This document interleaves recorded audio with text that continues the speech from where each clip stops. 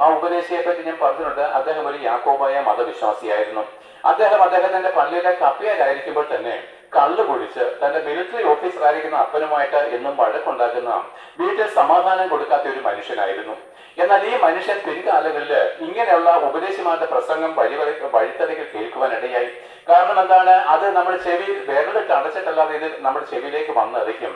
അങ്ങനത്തെ പ്രസംഗം കേട്ടപ്പോൾ അദ്ദേഹത്തിന് ഒരു കാര്യം മനസ്സിലായി. എന്റെ ഈ യാത്ര നന്നല്ലല്ലോ, ഈ കള്ളു കുടിച്ചും വഴക്കുണ്ടാക്കി ഞാൻ ഇങ്ങനെ പോയി കഴിഞ്ഞു കഴിഞ്ഞാല് ഞാൻ മരിച്ചാൽ നരകത്തിലേക്കാണല്ലോ പോകുന്നത്.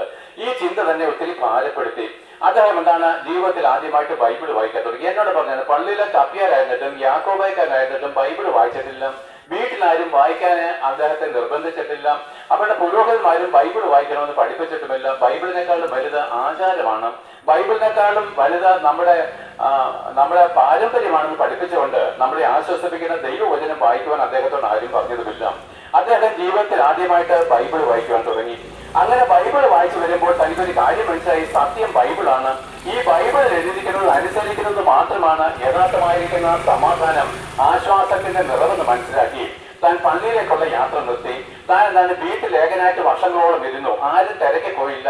താൻ വീട്ടിൽ വഴക്കുണ്ടാക്കിയപ്പോഴാ ആരും ഒരു പുരോഹിതന്മാരും വന്ന് ചോദിച്ചതുമില്ല.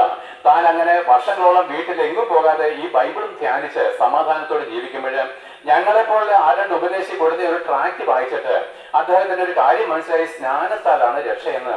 അദ്ദേഹം അങ്ങനെ ഒരു അനുഭവം, സ്നാനം കൊടുക്കുന്ന ഒരു സഭയിലേക്ക് കടന്നു പോയിട്ട് ബൈബിളിനെ അനുസരിച്ചു, ദൈവത്തെ അനുസരിച്ചു.